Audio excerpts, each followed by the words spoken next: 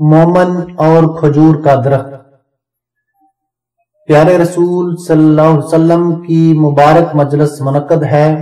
اس میں بڑے بڑے صحابہ اکرام اس وقت موجود تھے، مثلا ابو بکر صدیق رضی اللہ تعالیٰ عنہ، حضرت عمر فاروق رضی اللہ تعالیٰ عنہ، اور ایسے ہی دیگر کئی عظیم صحابہ، عبداللہ بن عمر رضی اللہ تعالیٰ عنہ، ایک نوجوان بھی اس مجلس میں حاضر ہیں۔ صحابہ دین کی باتیں سمجھنے کے لیے آپ صلی اللہ علیہ وسلم کی عادات کو دیکھنے کے لیے یہاں حاضر ہوتے ہیں تاکہ دین پر صحیح اور پورا عمل کر سکیں۔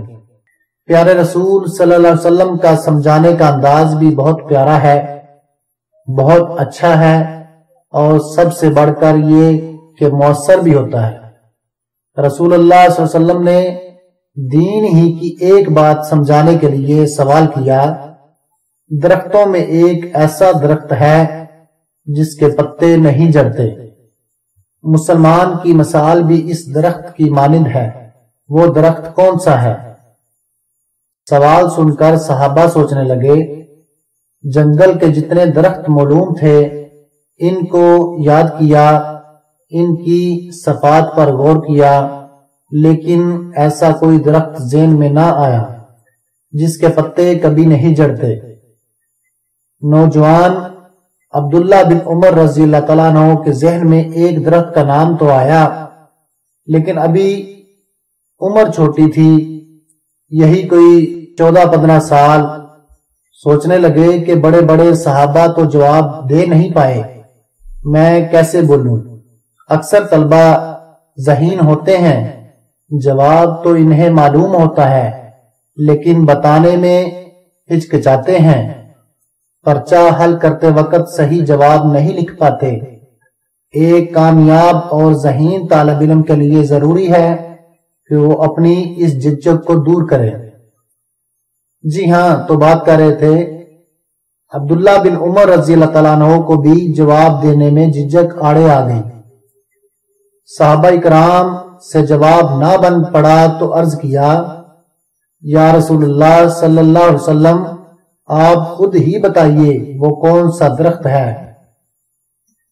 کھجور۔ پیارے نبی کریم صلی اللہ علیہ وسلم نے جواب دیا، صحابہ کے گھروں میں، باغوں میں اتنی کثرت سے یہ درخت تھا کہ روٹی کی جگہ کھجور، مہمان نوازی کے لیے کھجور، چیز میٹھی کرنے کے لیے کھجور، صدقہ، فطرانہ، ہدیہ، فدیہ دینے کے لیے کھجور، اوڑھنے بچھوانے کی اشیاء کھجور سے بنی ہوئی۔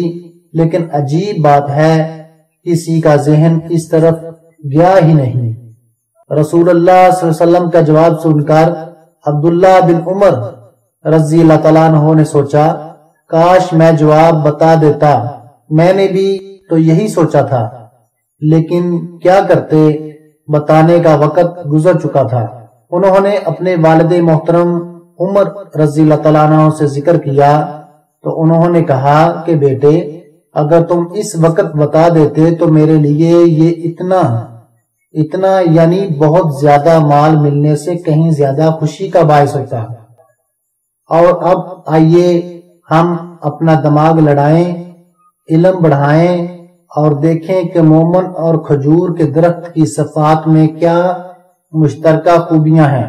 کھجور کے درخت کا سایہ ہمیشہ رہتا ہے، آندھی آئے طوفان آئے اس کے پتے نہیں جھڑتے۔ مومن بھی تو ہر انسان کے لیے ٹھنڈے سائے کی طرح ہوتا ہے، خوشگوار، تازہ طبیعت کا مالک۔ کوئی غصہ کرے، بد زبانی کرے، کسی سے کوئی نقصان اٹھائے، آپے سے باہر نہیں ہوتا، اپنی نرم طبیعت کو نہیں چھوڑتا، سب کو سکون پہنچانا اس کی خواہش ہوتی ہے۔ کھجور کے درخت پر کانٹے نہیں ہوتے۔ مومن بھی تو اپنی دل آزاری سے دوسروں کو محفوظ رکھتا ہے، وہ رسول اللہ صلی اللہ علیہ وسلم کے اس حکم کے مطابق ہوتا ہے۔ مسلمان وہ ہے جس کے ہاتھ اور زبان سے دوسرے لوگ محفوظ رہیں۔ کھجور کا درخت ہمیشہ پھل دیتا ہے، کبھی خشک کبھی تر۔ مومن کا ایمان اور اخلاق بھی تو سدا بہار ہوتا ہے، دوسروں کے اچھے یا برے رویے سے قطعاً اپنی عادت نہیں بدلتا۔ کھجور کا درخت دور دور سے پانی کھینچ کر اپنی زندگی برقرار رکھ سکتا ہے، بغیر پانی کئی سال زندہ رہ سکتا ہے۔ مومن بھی چاہے کتنا برا ماحول ہو، اس سے اچھائی تلاش کر لیتا ہے، ڈھونڈ ڈھونڈ کر نیکی کی طرف لپکتا ہے اور اپنی ایمانی زندگی برقرار رکھتا ہے۔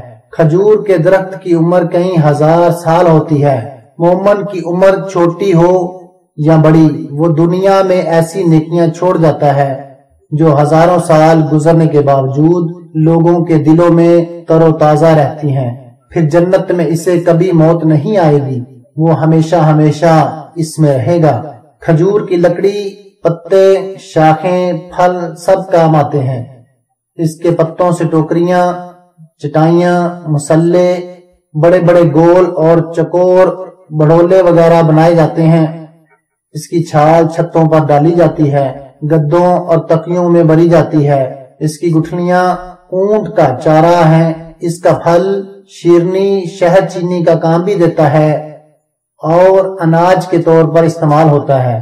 یہ بہت سی بیماریوں کے لیے مفید ہے۔ مومن بھی اسی طرح ہماسف ہوتا ہے اور انسانیت کو اپنی ذات سے ہر طرح سے زیادہ نفع پہنچاتا رہتا ہے۔